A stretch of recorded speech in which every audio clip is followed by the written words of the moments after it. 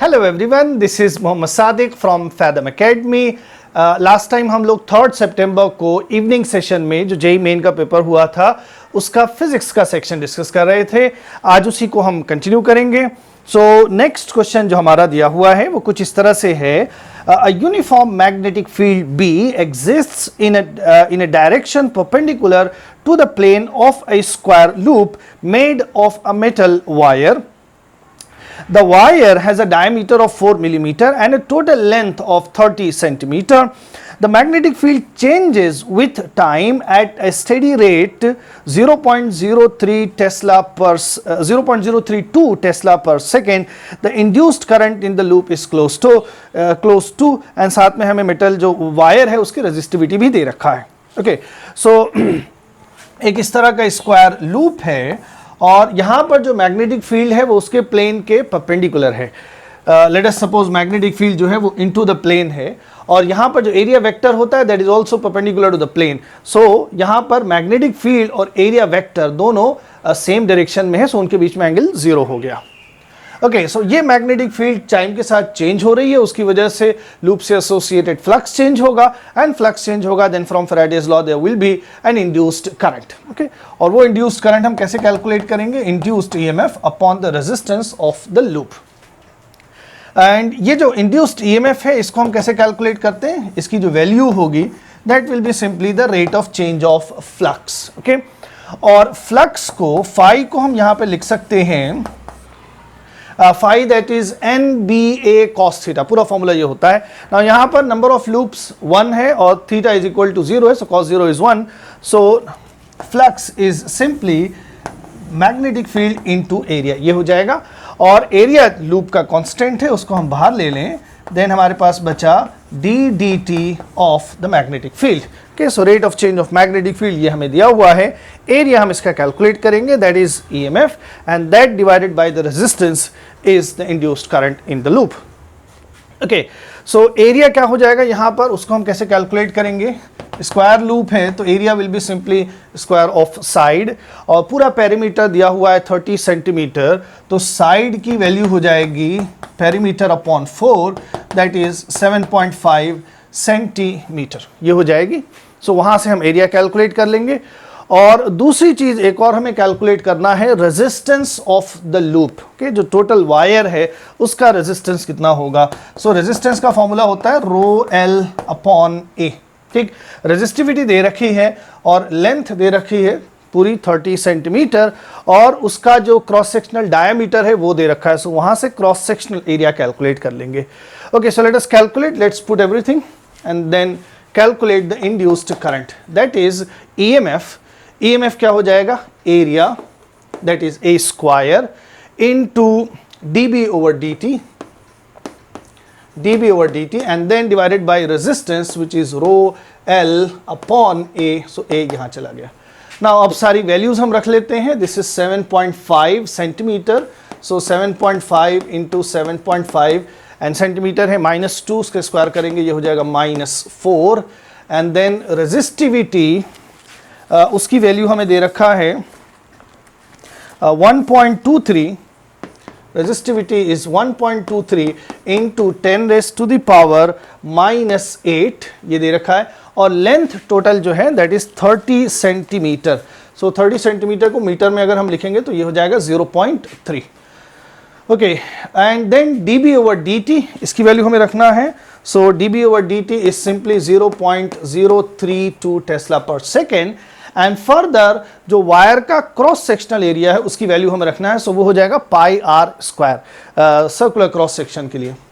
सो pi R square. अब wire का जो डायमीटर है वो हमें दे रखा है 4 मिलीमीटर, दैट मीन्स उसकी रेडियस हो जाएगी 2 मिलीमीटर और उसका स्क्वायर करेंगे तो ये हो जाएगा 4 एंड मिलीमीटर इज -3, स्क्वायर करेंगे that will become -6। Okay, so ये हमारी वैल्यूज हैं एंड इन्हें हमें कैलकुलेट करना है। सो इसको अगर हम कैलकुलेशन करें, अब this is simply calculative part है, सो इसको अगर हम कैलकुलेट करें so final value comes out to be 61.25 into 10 raised to the power -2 ampere और 0.61 एम्पियर। ये हो जाएगी वैल्यू। एंड अगर हम ऑप्शंस देखें, so from options option number 1 is the correct answer. अगला क्वेश्चन हमारा है, amount of solar energy received on earth's surface per unit area per unit time is defined as a solar constant. Okay, so dimensions of this solar constant is, so यहाँ पर simply अगर हम quantity wise देखें तो वो क्या दिया हुआ है, energy per unit area per unit time. Okay, so उसी को हम इंटेंसिटी भी डिफाइन करते हैं। सो यहाँ पर जो एनर्जी है, जो इंटेंसिटी है, ये जो सोलर कांस्टेंट क्वेश्चन में कह रहा है, उसका डायमेंशनल फॉर्मूला हमें कैलकुलेट करना है। सो ये हो जाएगा simply energy per unit time per unit area, ये हो जाएगा। So solar constant let's say alpha है, सो क्या हो जाएगा इसका dimensional formula, energy is ml² t-2 and divided by time t and area is l²।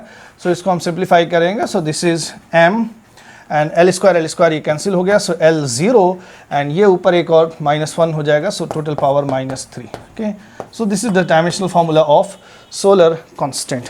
So options अगर हम देखें, so option number 4 is the correct answer. Next question हमारा है, which of the following will not be observed when a multimeter operating in resistance mode, probes connected across a component are just reversed?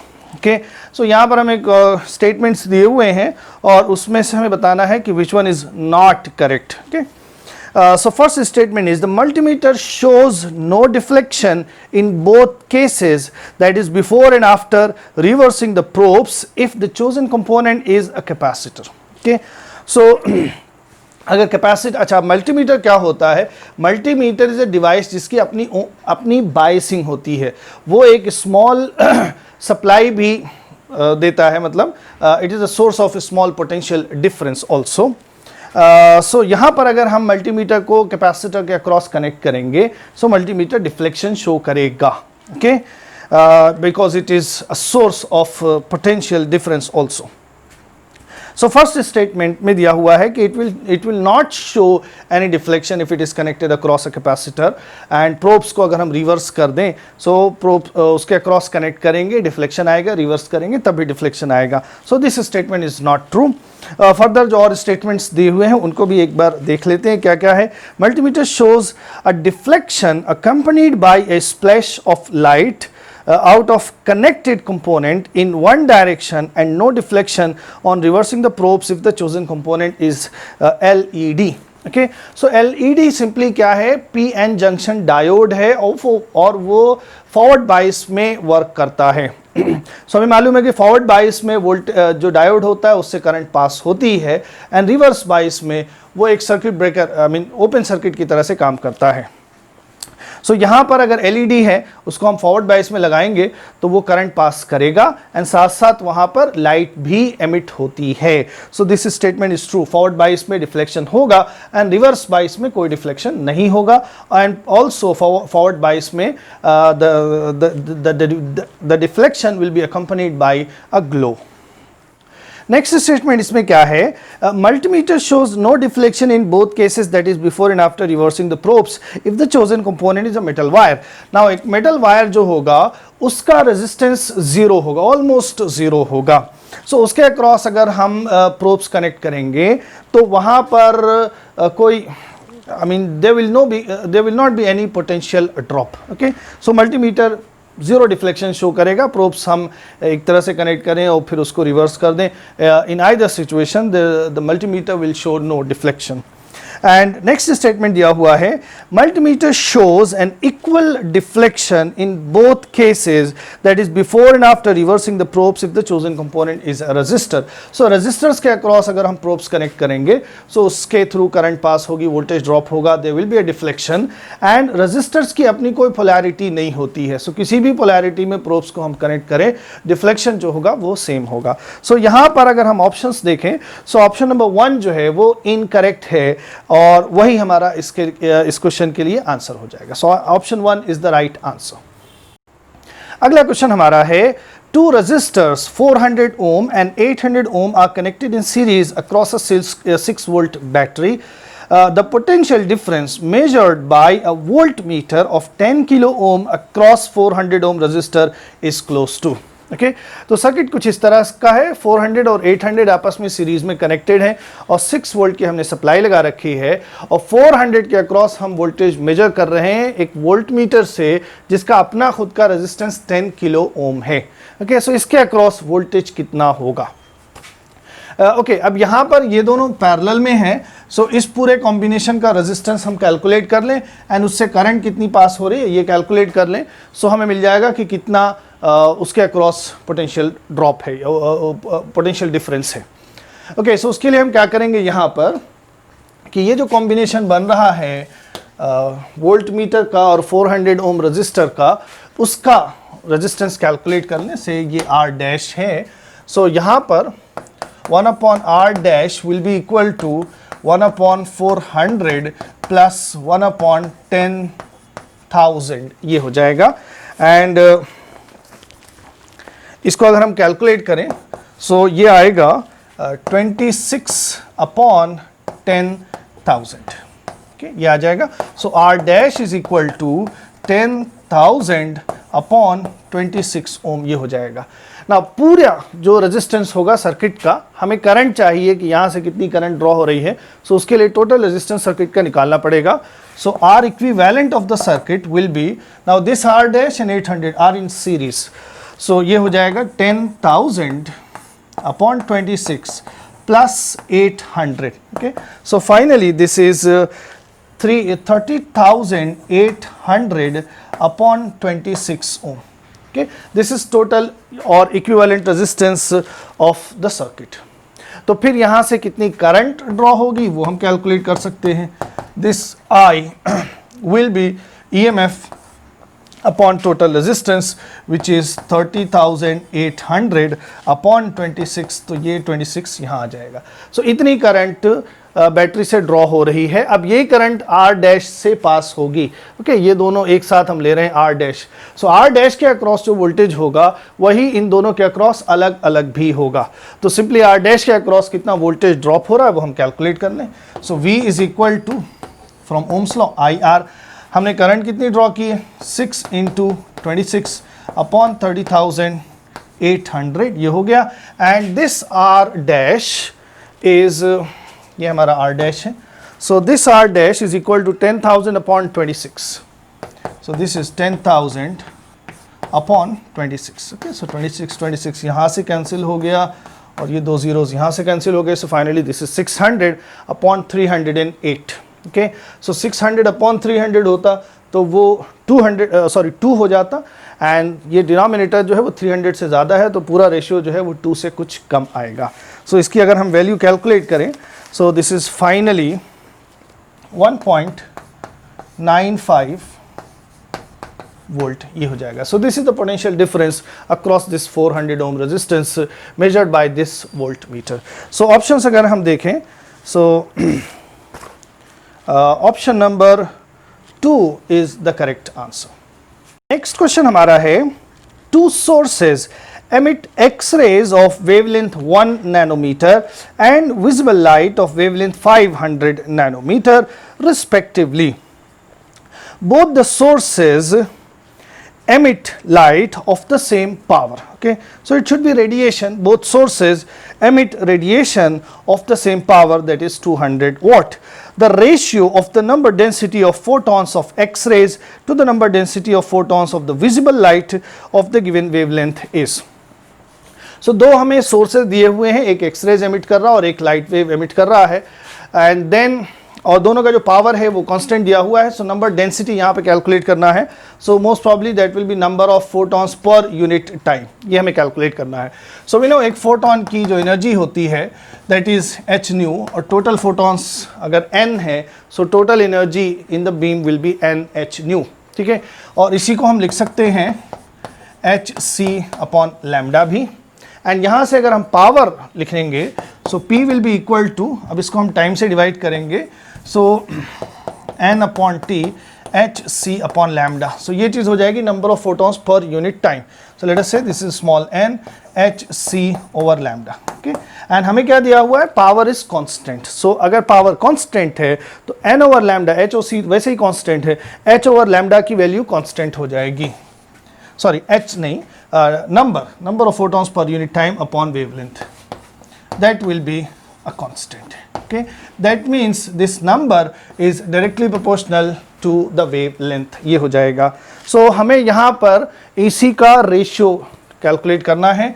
so x race के लिए number upon visible light के लिए number, that will be equal to wavelength of the x-ray divided by wavelength of the visible light. So wavelength की x ray की wavelength हमें दे रखा है यहाँ पर 1 नैनोमीटर एंड लाइट के लिए 500 नैनोमीटर दिया हुआ है। So this will be simply 1/500, यही हो जाएगा हमारा आंसर। सो ऑप्शंस अगर हम देखें, so option number 1 is the correct answer.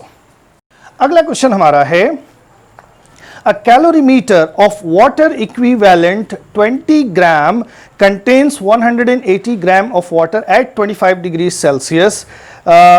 M grams of steam at 100 degrees Celsius is mixed in it till the temperature of the mixture is 31 degrees Celsius. The value of M is close to, okay, latent heat of water ये हमें दिया हुआ है, specific heat of water ये भी हमें दिया हुआ है। so यहाँ पे क्या हो रहा है, कैलोरीमीटर दिया हुआ है, वेसल है ये, और इसमें वाटर है, और कैलोरीमीटर का वाटर इक्विवेलेंट दिया हुआ है। सो ये जो कैलोरीमीटर है ये 20 ग्राम वाटर के इक्विवेलेंट है, और इसमें जो वाटर है वो 180 ग्राम है, और कैलोरीमीटर का वाटर इक्विवेलेंट क्या है, 20 ग्राम। सो यहाँ पर हम 200 ग्राम वाटर ले सकते हैं। एंड इस कैलोरीमीटर का टेम्परेचर हमें दिया हुआ है वाटर के साथ, ये इनिशियल टेम्परेचर 25 डिग्री सेल्सियस है, ओके, एंड देन हम इसमें m ग्राम्स स्टीम मिक्स कर रहे हैं।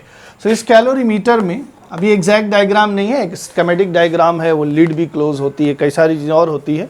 सो इसेंशियल पार्ट जो है उसी को हम यहाँ पे दिखा रहे हैं। सो यहाँ पर ये स्टीम 100 डिग्री सेल्सियस पर है, उसको हम वाटर में मिक्स कर रहे हैं। स्टीम का मास हमें नहीं दिया हुआ, यही हमें m दिया हुआ है। एंड फाइनली जो कैलोरीमीटर है पूरा, उसका फाइनल टेम्परेचर 31 डिग्री सेल्सियस हो जा रहा है। ओके, सो दैट मीन्स कि फाइनली ये स्टीम जो है ये लिक्विड में कन्वर्ट हो गई है, और ये दिया हुआ है, और हमें यही पता करना है यहाँ से कि स्टीम का मास कितना है। Okay, so from the principle of calorimeter, यहाँ पर जो स्टीम है उसने जितनी एनर्जी रिलीज की हुई होगी उतनी एनर्जी कैलोरीमीटर प्लस वाटर ने रिसीव की हुई होगी। अब यहाँ पर स्टीम पहले वो उसका स्टेट चेंज होगा, स्टीम से 100 डिग्री सेल्सियस वाटर पे कन्वर्ट होगी, एंड देन 100 डिग्री सेल्सियस से कूल होकर वो 31 डिग्री सेल्सियस तक फाइनली आएगी। ओके, सो स्टीम ने यहाँ पर जो एनर्जी रिलीज की है that is ml for the state change, and then ms delta t for cooling from 100 degree Celsius to 31 degree Celsius, and this will be equal to the heat received by the calorimeter plus water. Okay, so water equivalent अगर हम देखें तो total mass कितना हो गया है, 200 ग्राम, specific heat of water is 1, और calorimeter के टेम्परेचर में चेंज आया है 25 से 31, that is 6. Okay, ये हो जाएगा। so यहाँ पर m हम कॉमन कर लें, और latent heat of vaporisation steam के लिए ये होती है 540 प्लस अगेन स्टीम वाटर में कन्वर्ट हो गई, specific heat of water is 1, and change in the temperature of this steam is from 100 to 31, that is 69। Okay, so ये हो जाएगा 69, that is equal to 200 into 6, ये हो जाएगा। सो यहाँ से हम m कैलकुलेट करें, सो that is 200 into 6 upon 540 plus 69, that is 609, ये हो जाएगा। ओके, और इसको अगर हम कैलकुलेट करें, सो फाइनल आंसर इज 1.97 ग्राम, ये हो जाएगा। ये सारी CGS में ही कैलकुलेशन की गई है, सो आंसर इज इन ग्राम। सो और अप्रॉक्सीमेटली अगर ऑप्शंस के हिसाब से हम लिखें, so approximately this is 2 gram, close to पूछा है। सो ऑप्शंस अगर हम देखें, so option number 2 is the correct answer. अगला क्वेश्चन हमारा है, a uniform rod of length L is pivoted at one of its ends on a vertical shaft of negligible radius. When the shaft rotates at angular speed omega, the rod makes an angle theta with it. To find theta equate the rate of change of angular momentum, and इसकी जो change हो रहा है उसकी direction क्या है, along direction going into the paper, और जो रेट है, rate of change of angular momentum, ये हमें दिया हुआ है. So this is ml square upon 12 omega square sine theta cos theta about the centre of मास. ठीक है, टू द टॉर्क, सो इस चेंज को हमें इक्वेट कराना है to the torque provided by the horizontal and vertical forces FH and FV about the centre of mass. The value of theta is then such that. तो इस तरह का हमें दिया हुआ है, ये एक शाफ्ट है, दिस इज वेरी थिन, उसकी रेडियस नेग्लिजिबल है, और उसके साथ ये रॉड कनेक्टेड है, और ये शाफ्ट जब रोटेट करेगा सो रॉड जो है वो शाफ्ट से दूर जाके किसी एंगल पर स्टे करेगा. ओके, एंड यहाँ पर हमें इस थीटा को कैलकुलेट करना है, और हमें दिया हुआ है क्वेश्चन में कि इस रॉड का जो चेंज इन एंगुलर मोमेंटम है, rate of change of angular momentum है अलोंग विथ इट्स डायरेक्शन, उसकी वैल्यू हमें दे रखा है. Okay, so rate of change of angular momentum ये हमें दे रखा है क्वेश्चन में ml square upon 12 omega square sine theta cos theta, ये दे रखा है. ठीक, अब you know angular momentum, rate of change of angular momentum is the net torque. तो अब टॉर्क कैलकुलेट करने के लिए ये फोर्सेस हमें दिए हुए हैं. ठीक है, ये जो पाइवोट है जहां पर रॉड शाफ्ट के साथ कनेक्टेड है, वहां पर जो फोर्सेस लग रहे हैं उनको अलग अलग करके क्वेश्चन में हॉरिजॉन्टल और वर्टिकल FV FH दिया हुआ है. एंड सो इन्हीं फोर्सेस का जो टॉर्क होगा वो इसके इक्वल हमें कराना है, एंड इसका टॉर्क हमें सेंटर ऑफ मास के अबाउट कैलकुलेट करना है. ओके, सो सेंटर ऑफ मास के अबाउट अगर हम टॉर्क कैलकुलेट करेंगे तो इस पे और जो फोर्सेस लग रहे हैं उसको अगर हम दिखाएं यहाँ पर, सो इसका जो सेंटर ऑफ मास है वहाँ पर इसका अपना वेट एक्ट कर रहा है, एंड रॉड जो है वो रोटेट कर रहा है, या इसके सेंटर को अगर हम देखें तो इसका जो सेंटर है वो एक सर्कुलर मोशन परफॉर्म कर रहा है, तो उस पर एक सेंट्रीपिटल या सेंट्रीफ्यूगल फोर्स भी लगेगा. ओके, सो अगर हम सेंटर ऑफ मास के अबाउट यहीं पर सेंट्रीफ्यूगल फोर्स भी लगेगा, लेट अस से centrifugal force.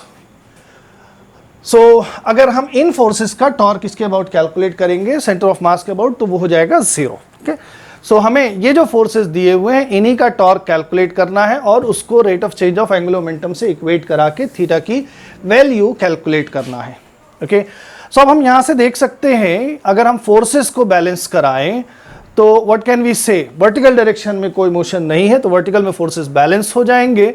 That is FV will be equal to mg, and ये जो हॉरिजॉन्टल फोर्स लग रहा है यहाँ पर जहाँ पर रॉड शाफ्ट के साथ कनेक्टेड है, वहाँ पर जो फोर्स का हॉरिजॉन्टल कंपोनेंट है that will provide the necessary centripetal force. Okay, so FH, या अगर हम इसी रोटेटिंग फ्रेम से देखेंगे so that will be equal to the centrifugal force. Okay, so FH is equal to centrifugal force.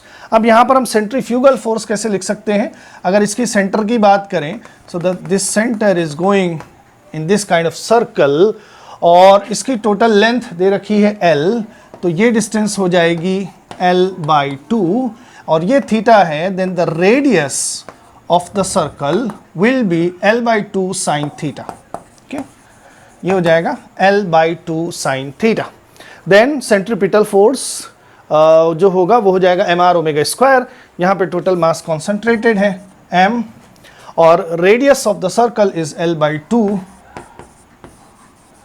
Sine theta and omega square, ये हो जाएगा. Okay, अब इन्हीं फोर्सेस का टॉर्क हमें कैलकुलेट करना है, और जो rate of change of angular momentum है that is into the plane. So net torque जो आना चाहिए वो इनटू द प्लेन आना चाहिए, इस तरह से. अच्छा, इसमें एक चीज़ और हम यहाँ पे कैलकुलेट कर सकते हैं, यू मे बी कंफ्यूज्ड, कि ये जो हमने सेंट्रीफ्यूगल फोर्स कैलकुलेट किया है वो हम उसका सारा मास सेंटर पर कॉन्सेंट्रेटेड सपोज करके उसको एक पॉइंट मास की तरह से ट्रीट कर रहे हैं. अगर ऐसे नहीं, अगर हम पूरी कैलकुलेशन करना चाहें तो वो भी हम कर सकते हैं, उसको अलग से हम इधर कैलकुलेट कर लें. सो से ये रॉड है और इस पर टोटल जो सेंट्रीफ्यूगल फोर्स लग रहा है वो कितना है वो हमें कैलकुलेट करना है. तो यहाँ से x डिस्टेंस पर एक स्मॉल पार्ट ले लेते हैं dx, वो dx पर सेंट्रीफ्यूगल फोर्स कितना लग रहा है वो हम निकाल लें एंड देन उसको हम इंटीग्रेट कर देंगे. So total force on the rod आ जाएगा, टोटल सेंट्रीपिटल और सेंट्रीफ्यूगल फोर्स ये हमें मिल जाएगा. ओके, सो अगर ये x है देन जो सर्कल की रेडियस होगी यहाँ पर ये है एंगल थीटा, तो सर्कल की रेडियस हो जाएगी x साइन थीटा. ओके, और मास इसका m है, लेंथ l है, so linear mass density is m/l and then dx length का मास इतना हो जाएगा. ठीक है, so centrifugal force will be m/r². m ये है हमारा elemental mass m/x into dx. r is x sin theta. Okay, and then omega square. Okay, so इसमें जो कांस्टेंट वैल्यूज हैं उसको हम बाहर ले लें, m/l and sin theta and omega square also, ये हमने बाहर ले लिया एंड हमारे पास बचा x dx. And total centrifugal force calculate करने के लिए इस पार्ट को हम इंटीग्रेट कर देंगे from 0 to l. Okay, so you can see इसको हम इंटीग्रेट करेंगे तो ये आएगा l²/2. सो ऊपर l² नीचे एक l है, सो ऊपर एक l बचेगा अपॉन 2. ओके, सो ये हो जाएगा m/2l sin theta and omega square. Okay, so इसको हम लिख सकते हैं m and l/2 sin theta into omega square. वही हमने कैलकुलेट किया था जब उसको हम पॉइंट मास की तरह से ट्रीट कर रहे हैं. Okay, so this calculation suggests कि हम उसको उसका जो सेंटर ऑफ मास है उसके ऊपर कैलकुलेशन करें, उसके लिए सेंट्रीफ्यूगल फोर्स कैलकुलेट करें. That is equivalent to the centrifugal force on the whole rod. Okay, so let's proceed. ना हमें क्या करना है, टॉर्क कैलकुलेट करना है इन फोर्सेस की वजह से. बाकी mg और सेंट्रीफ्यूगल फोर्स जो भी लग रहा है सेंटर यहाँ पर वो उसका टॉर्क 0 हो जाएगा. तो ये जो फोर्सेस हैं इन्हीं का टॉर्क कैलकुलेट करना है. एंड यहाँ पर परपेंडिकुलर डिस्टेंस अगर हम देखें, हमें सेंटर ऑफ मास के अबाउट कैलकुलेट करना है. सो जो ये वाला फोर्स है उसकी परपेंडिकुलर डिस्टेंस इसके अबाउट, ओके, सो ये हो जाएगी लाइन ऑफ एक्शन और ये हो जाएगी हमारी परपेंडिकुलर डिस्टेंस इस वाले फोर्स के लिए. सिमिलरली ये वाला जो फोर्स है उसकी परपेंडिकुलर डिस्टेंस ये हो जाएगी. ओके, ये हो जाएगी इसकी लाइन ऑफ एक्शन. सो यहाँ से परपेंडिकुलर डिस्टेंस ये हो जाएगी. ओके, सो अब इसमें अगर हम Fv का टॉर्क देखेंगे, जो वर्टिकल कंपोनेंट है फोर्स का, तो ये है उसकी परपेंडिकुलर डिस्टेंस Fv की. देन L और R क्रॉस F इसका टॉर्क आएगा इनटू द प्लेन. और Fh जो फोर्स है उसका अगर हम टॉर्क देखें तो ये है इसकी लाइन ऑफ एक्शन, इसके अबाउट निकालना है. तो ये हो जाएगा R क्रॉस F, वो आउट ऑफ द प्लेन आएगा. सो यहाँ पर Fv का टॉर्क माइनस Fh का टॉर्क इस तरह से करेंगे बिकॉज हमें नेट इनटू द प्लेन चाहिए.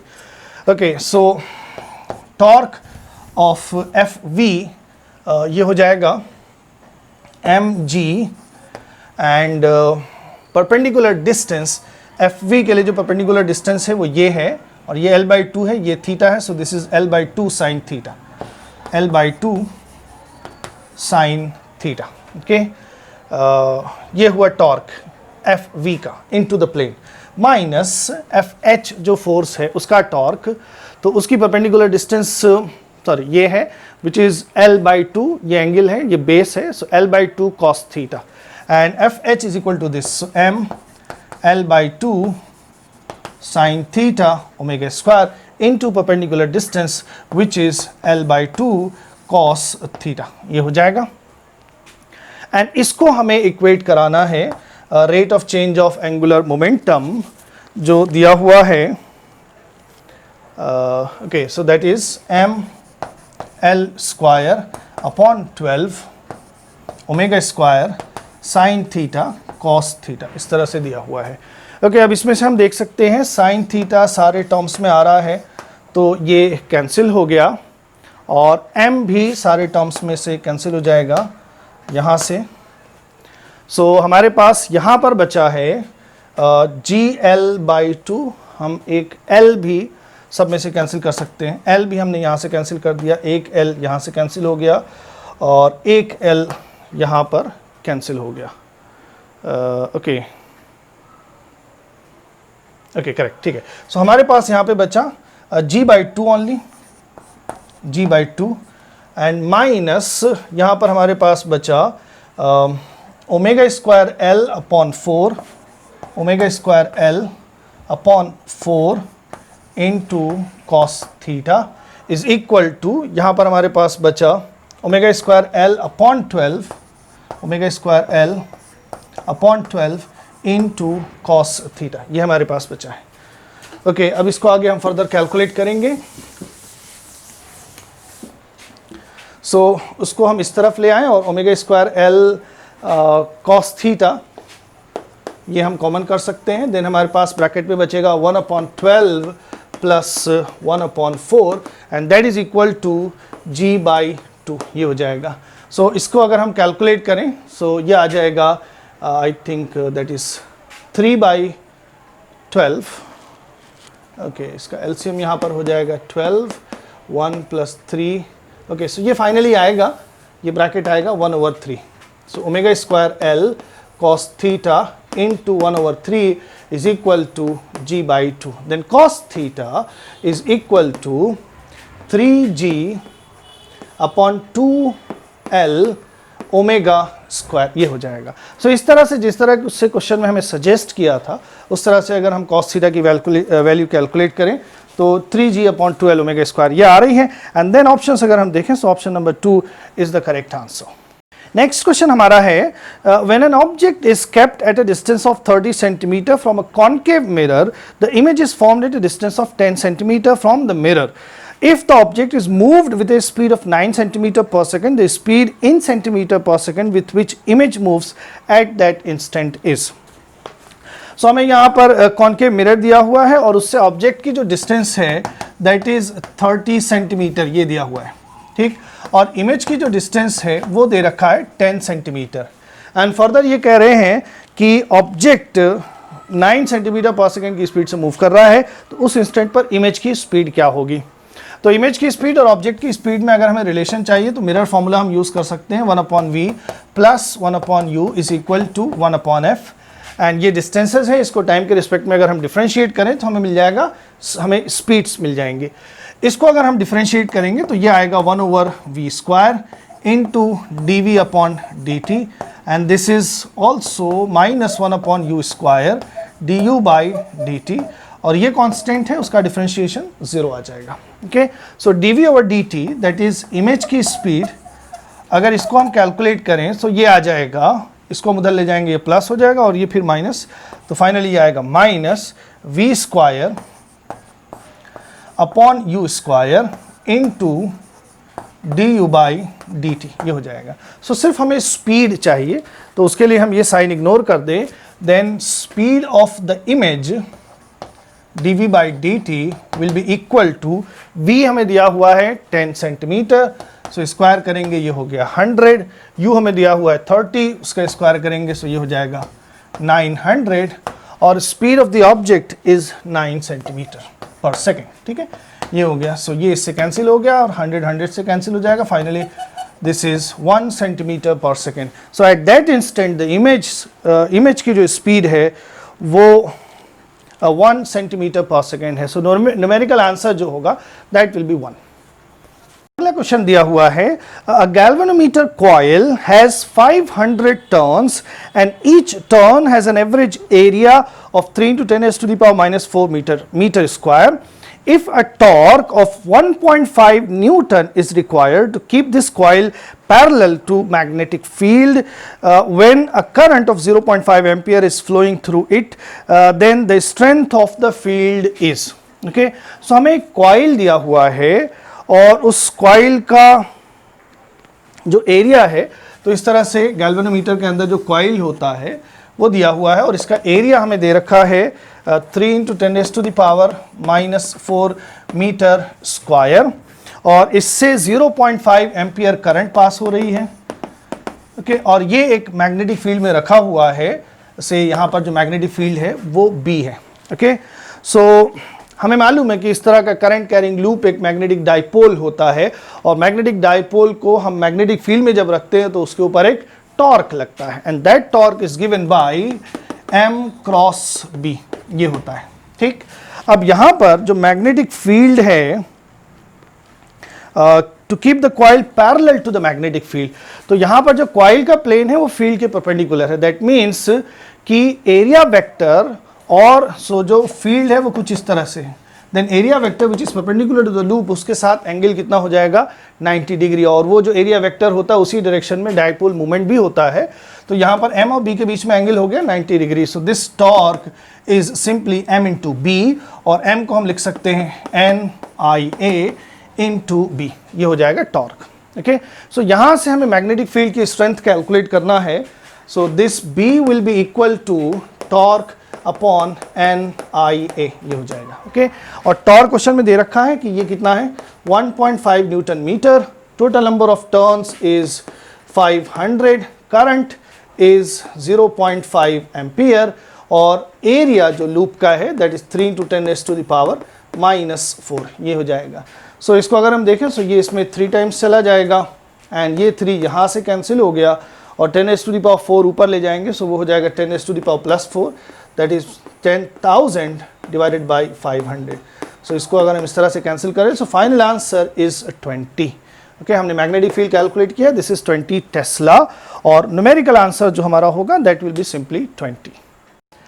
अगला क्वेश्चन हमें दिया हुआ है, if minimum possible work is done by a refrigerator in converting 100 grams of water at 0 degree Celsius to ice, how much heat in calories is released to the surrounding at temperature 27 degree Celsius. Latent heat ice की दे रखा है 80 calorie per gram to the nearest integer, ये हमें calculate करना है। Okay, so यहाँ में एक रेफ्रिजरेटर दिया हुआ है, और ये कह रहे हैं कि the refrigerator performs minimum possible work. ये दो चीज़ें हमें ध्यान में रखनी है। सो रेफ्रिजरेटर का अगर हम डायग्राम देखें तो वो कोल्ड रिजर्वायर से, जो कोल्ड रिजर्वायर है उससे Q1 हीट लेता है, एंड देन इसके ऊपर W वर्क परफॉर्म किया जाता है, फिर ये हॉट रिजर्वायर को Q2 हीट ट्रांसफ़र कर देता है। तो ये एनर्जी फ्लो डायग्राम हो गया रेफ्रिजरेटर के लिए। और यहाँ पर जो हम कोफिशिएंट ऑफ परफॉर्मेंस कैलकुलेट करते हैं, कोफिशिएंट ऑफ परफॉर्मेंस से अल्फ़ा, वो कैसे कैलकुलेट किया जाता है, Q1 अपॉन W, कितना कम से कम वर्क करना पड़ा और कितनी ज़्यादा से ज़्यादा उसने हीट एक्सट्रैक्ट की है कोल्ड रिजर्वायर से। ओके, अब यहाँ से एनर्जी कंजर्वेशन से हम देखें तो हम क्या लिख सकते हैं, Q1 plus W is equal to Q2, ये हो जाएगा, and then work W is equal to Q2 minus Q1, ये हो जाएगा। देन जो कोफिशिएंट ऑफ परफॉर्मेंस है that would become Q1 upon Q2 minus Q1, ये हो जाएगा। ओके, अब यहाँ पर ध्यान देने वाली बात यह है कि the refrigerator performs minimum possible work. अब वो मिनिमम पॉसिबल वर्क करेगा, सो जो उसका कोफिशिएंट ऑफ परफॉर्मेंस है वो मैक्सिमम जितना हो सकता है वो होगा।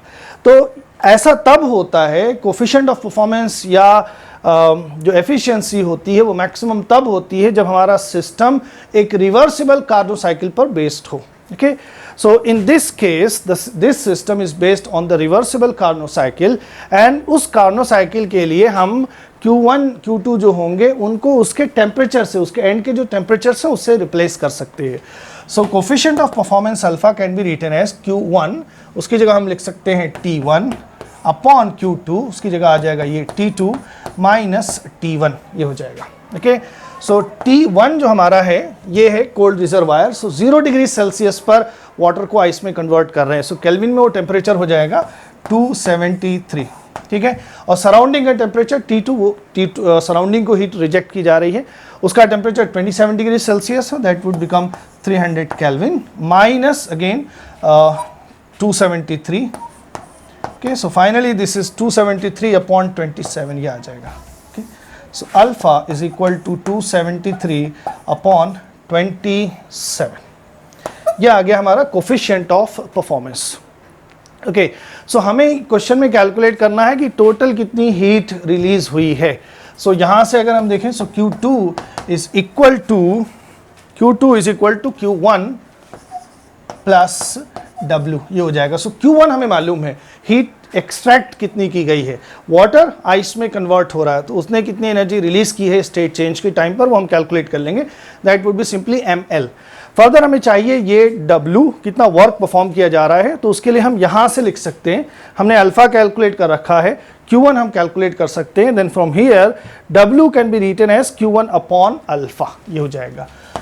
सो this is Q1 plus W की जगह हम लिख सकते हैं Q1 अपॉन अल्फा, एंड यहाँ से Q1 को हम कॉमन कर लें, सो ये हो गया 1 plus 1 upon alpha, and Q1 is the heat extracted, या हीट जो रिलीज हुई है वाटर को फ्रीज करने में, that will be simply ml into 1 plus 1 over alpha. Okay, so यहाँ पर जो मास दिया हुआ है वाटर का, जिसको हम आइस में कन्वर्ट कर रहे हैं, that is equal to 100 gram, and latent heat of latent heat of ice जो है वो दे रखा है, that is 80 calorie per gram into 1 plus 1 upon alpha, 1 upon alpha करेंगे, सो ये हो जाएगा 27 अपॉन 273। ओके, सो इसको अगर हम कैलकुलेट करें, so this would come out to be this is 8000 into 273 plus 27, that is 300 upon 273। So ये नंबर जो है ये 1 से ज़्यादा है, सो फाइनल आंसर हमारा 8000 से ज़्यादा आएगा,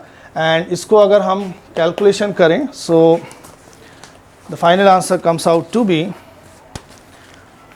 8791.2 कैलोरी, ये हो जाएगा। ओके, सो क्लोजेस्ट इंटीजर में हम अगर आंसर लिखेंगे, सो ये हो जाएगा 8791 कैलोरी। ओके, सो ये हो जाएगा हमारा इंटीजर आंसर 8791। नेक्स्ट क्वेश्चन हमारा दिया हुआ है, a block starts moving up an inclined plane of inclination 30 degree with an initial velocity of v naught. It comes back to its initial position with velocity v naught by 2. The value of coefficient of kinetic friction between the block and the inclined plane is close to I upon 1000. Then the nearest integer to I is, okay, so coefficient of friction कुछ इस तरह से दिया हुआ है question में, I upon 1000। सो इस I की नियरेस्ट इंटीजर वैल्यू जो होगी वो हमें कैलकुलेट करना है, और क्वेश्चन में जो सिचुएशन दी हुई है वो इस तरह से है कि इंक्लाइंड प्लेन है, इसका इंक्लिनेशन 30 डिग्री है, और एक ब्लॉक है ये अप द प्लेन मूव कर रहा है v नॉट स्पीड से, ठीक है, एंड देन जब ये वापस आ रहा है तो रिटर्निंग में इसकी स्पीड जो है ये v नॉट बाई 2 है। ओके, सो यहाँ से हमें कोफिशिएंट ऑफ फ्रिक्शन कैलकुलेट करना है। अब इसको हम वर्क एनर्जी थ्योरम से कैलकुलेट कर सकते हैं। यहाँ पर फ्रिक्शनल फोर्स काम वर्क करेगा, ग्रेविटेशनल फोर्स वर्क करेगा, एंड उसको हम चेंज ऑफ काइनेटिक एनर्जी से इक्वेट करा सकते हैं। ओके, सो सपोज ये v नॉट से स्टार्ट कर रहा है और अप द प्लेन वो l डिस्टेंस मूव कर रहा है, सो से दिस इज l, और यहाँ पर पहुँच गया, सो यहाँ पर फाइनल स्पीड हो जाएगी उसकी 0, एंड देन फिर वहाँ से वापस लौट कर आ रहा है एंड इनिशियल पॉइंट पर पहुँच रहा है। सो दोनों पाथ के लिए अलग अलग हम वर्क एनर्जी थ्योरम यूज़ करेंगे। सो अप द प्लेन जो मोशन हो रही है उसके लिए अगर हम वर्क एनर्जी थ्योरम अप्लाई करें, अच्छा उससे पहले एक चीज़ ये लिख लेते हैं, सपोज जो बेस लेंथ है वो b है और जो इसकी हाइट है वो h है, h हाइट ऊपर जा रहा है और उस टाइम पर बेस लेंथ b है। Okay, so up the plane motion के लिए वर्क एनर्जी थ्योरम अगर हम अप्लाई करें, सो यहाँ पर अब एक चीज़ हम ये कर लेते हैं कि अगर वो l डिस्टेंस मूव करता है तो वर्क डन बाय फ्रिक्शन जो होगा वो होगा माइनस फोर्स जो लग रहा है वो है mu m g cos theta, और l डिस्टेंस चला तो this is mu m g cos theta l। Okay, so l cos theta जो होगा, अगर ये लेंथ l है तो l cos theta is simply base, तो हम इसी को लिख सकते हैं mu m g into simply the base length. Okay, इस तरह से कैलकुलेशन करेंगे। सो अप द मोशन के लिए वर्क डन बाय फ्रिक्शन जो है वो हो गया minus mu m g into b, ये हो गया, और पार्टिकल जो है वो हाइट में ऊपर जा रहा है तो वर्क डन बाय ग्रेविटी क्या हुआ, minus m ji h. This will be equal to change in kinetic energy, final kinetic energy 0 minus initial kinetic energy is half m v naught square, ये हो जाएगा। ठीक, तो इसको अगर हम सिंप्लीफाई करें, m सारे कैंसिल हो जाएंगे और पूरे इक्वेशन को 2 से मल्टीप्लाई कर दें, माइनस भी सब कैंसिल हो जाएगा। सो हमारे पास बचेगा 2 mu ji into B plus 2 G H is equal to we naught square. Say this is our equation number 1। Okay, and then down the plane, यहाँ से स्टार्ट कर रहा है, दोबारा से इनिशियल पॉइंट पर पहुंच रहा है, उसके लिए वर्क एनर्जी थ्योरम लिखेंगे. सो डाउन द प्लेन के टाइम जो वर्क डन हो रहा है that is again mu m g into b, ये हो जाएगा. और नीचे गया तो वर्क डन बाय ग्रेविटी क्या है, प्लस एम जी एच है. Okay, this is equal to final kinetic energy which is half M and V naught by 2, उसका स्क्वायर करेंगे तो ये हो जाएगा V naught square by 4. Okay, so इसको अगर हम देखें, यहाँ से m कैंसिल हो गया और पूरे इक्वेशन को 2 से मल्टीप्लाई करें, सो ये हो जाएगा 2gh minus 2 mu ji into b is equal to we naught square upon 4. So say this is equation number 2. Now in दोनों की हेल्प से हम कोफिशिएंट ऑफ फ्रिक्शन कैलकुलेट कर सकते हैं. सो यहाँ पर इक्वेशन 1 एंड 2 इसको हम डिवाइड करेंगे. So let's divide equation 1 by 2. सो यहाँ से हम देख सकते हैं वी स्क्वायर ये कैंसिल हो जाएगा एंड 1 अपॉन 4 होगा. सो राइट साइड में हमें मिलेगा 4. ओके, और यहाँ से हम क्या कर सकते हैं 2gb. ओके, सो 2g तो हम कॉमन कर सकते हैं, हम यहाँ पे पूरा 2gb कॉमन कर लेंगे. सो 2gb ये हमने कॉमन कर लिया. देन हमारे पास यहाँ पे बचेगा म्यू और यहाँ पर b नहीं है, सो ये हो जाएगा h over b. So mu plus h over b. Similarly equation 2 में 2gb हमने कॉमन कर लिया, तो यहाँ पर आ जाएगा 2gb ये हमने कॉमन किया है, h ओवर b ये आ जाएगा एंड देन माइनस म्यू ये आ गया. This is equal to 4. So 2gb ये कैंसिल हो गया and from diagram you can see h over b is tan 30. Okay, so हम यहाँ पे लिख सकते हैं mu plus tan 30 which is 1 upon root 3 divided by 1 upon root 3 minus mu is equal to 4. ये हो जाएगा. सो इसको एलसीएम लेके अगर हम कैलकुलेट करें, this is root 3 mu plus 1 upon root 3 और यहाँ पर भी अपॉन रूट 3 आएगा तो वो कैंसिल हो जाएगा. सो नीचे हमारे पास डिनोमिनेटर में आएगा 1 minus root 3 mu is equal to 4. Now cross multiply कर लेते हैं. So root 3 into mu plus 1 is equal to 4 minus 4 root 3 into mu ये हो जाएगा. सो इसको हम लेफ्ट साइड में लेकर आएँ. सो रूट 3 म्यू ये हमने कॉमन कर लिया, ये हो जाएगा 1 plus 4 that is 5 is equal to 4 minus 1 is 3. Okay, so mu is equal to finally 3 upon 5 root 3 हो जाएगा और इसमें हम root 3 कैंसिल करें, so ये आ जाएगा root 3 upon 5. Okay, और root 3 की वैल्यू जो होती है 1.73 upon 5, अगर इसको हम करेंगे so ये आ जाएगा finally 5 3s are 15, so this is 3 and then 23, so 5 4s are 20 and then 30, so 0.4346 आ जाएगा. एंड क्वेश्चन में क्या कह रहे हैं, इसी को लिखा हुआ है अपॉन 1000 करके. सो इसको अगर अपॉन 1000 करेंगे सो ऊपर ये वैल्यू हो जाएगी 346 अपॉन 1000. ओके, सो ऊपर ये जो इंटीजर वैल्यू है जिसके लिए आई लिखा है क्वेश्चन में, उसका सो आई का जो इंटीजर वैल्यू हो जाएगी दैट इज 346. तो इस क्वेश्चन में जो इंटीजर आंसर है दैट इज 346. नेक्स्ट क्वेश्चन है a massless equilateral triangle EFG of side A has 3 particles of mass small m situated at its vertices. The moment of inertia of the system about the line EX perpendicular to EG in the plane of EFG is n upon 20 ma square. इस तरह से दिया हुआ है. सो यहाँ पर n की जो इंटीजर वैल्यू होगी वो हमें बताना है. तो ये है हमारा सिस्टम, इक्विलैटरल ट्राइंगल है और तीनों वर्टिसेस पर सेम मास के पार्टिकल्स रखे हुए हैं, साइड ए है और इस सिस्टम का मोमेंट ऑफ इनर्शिया कैलकुलेट करना है about this EX axis. Okay, and the whole system is in the plane EFG plane जो है उसी प्लेन में है. ओके, सो यहाँ पर हमसे क्वेश्चन में ये कह रहे हैं कि इसका जो मोमेंट ऑफ इनर्शिया है that is n upon 20 ma square है. सो इसी n की इंटीजर वैल्यू क्या होगी वो हमें बताना है. ओके, सो अब ये सिंपली डिस्क्रीट सिस्टम दिया हुआ है, 3 पार्टिकल्स हैं, उसका मोमेंट ऑफ इनर्शिया कैलकुलेट करना है इस एक्सिस से। तो इस वाले पार्टिकल की डिस्टेंस 0 हो जाएगी, इस वाले पार्टिकल की जो डिस्टेंस हो जाएगी that will be half of the side a/2, और इसकी जो डिस्टेंस है वो सिंपली a है। So this is very simple to calculate.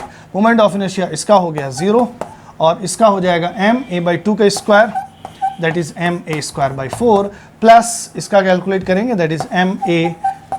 Okay, सो इसका अगर हम LCM ले सॉल्व कर इसको सिंप्लीफाई करें, so this is 5ma²/4 and हमें डिनोमिनेटर में 20 करना है।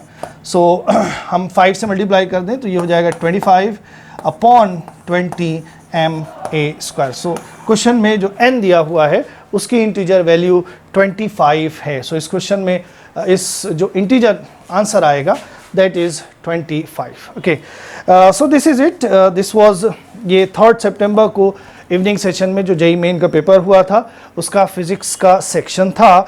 और इसके ऑब्जर्वेशन की बात करें अगर, तो ऑब्जर्वेशन नियर अबाउट वही है जो 2 सितंबर और 3 सितंबर को मॉर्निंग सेशन में जो पेपर हुए हैं उसी स्टैंडर्ड का है। एंड इसमें जो पैटर्न है वो यही है कि बीच बीच में 3 से 4 या हार्डली 5 क्वेश्चंस जो हैं वो अच्छे स्टैंडर्ड के रखे गए हैं। बाकी सारे क्वेश्चंस जो हैं वो ऑन बिल्कुल एवरेज या बिलो एवरेज कैटेगरी के क्वेश्चंस हैं। और जो 5 क्वेश्चंस हैं जो रेस्ट ऑफ द पेपर है अदर देन 5 क्वेश्चंस वो पूरा हमारा NCERT बेस्ड है, वहीं से सारी चीज़ें कवर हो जाएंगी। और जो 4-5 क्वेश्चंस इस तरह के टफ दिए जा रहे हैं they are really good questions. Okay, JEE Main का जो लेवल है उसके हिसाब से बात करें so they are good questions. So near about जो पेपर्स हो रहे हैं जो 2 सितंबर और 3 सितंबर को जो हमने अभी तक डिस्कस किया है और सबका पैटर्न कुछ इसी तरह का है कि 4 से 5 क्वेश्चंस बहुत अच्छे हैं, बाकी सारे क्वेश्चंस जो हैं वो NCERT लेवल के हैं।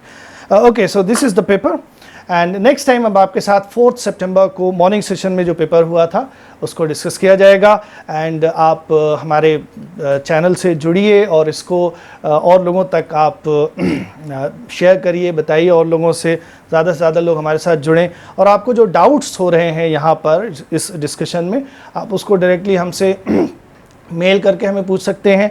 एंड डिस्क्रिप्शन सेक्शन में हमने आपको हमारी जो कोचिंग इंस्टीट्यूट है उसकी वेबसाइट का लिंक भी हमने प्रोवाइड किया है। उस वेबसाइट की लिंक के थ्रू आप हमसे डायरेक्टली व्हाट्सएप के थ्रू भी कांटेक्ट कर सकते हैं, तो वहाँ से जाके आप हमसे व्हाट्सएप से भी जुड़ सकते हैं। अदरवाइज़ हमारा फेसबुक का भी पेज है, बट वेबसाइट के थ्रू अगर आप हमसे कनेक्ट हो तो that will be more convenient. So वहाँ से इंटरेक्टिव जो कम्युनिकेशन है that will be more interactive. Okay, so engage with us and आपको वीडियोस हमारे पसंद आते हैं तो do like it and don't forget to subscribe our channel. Thank you very much.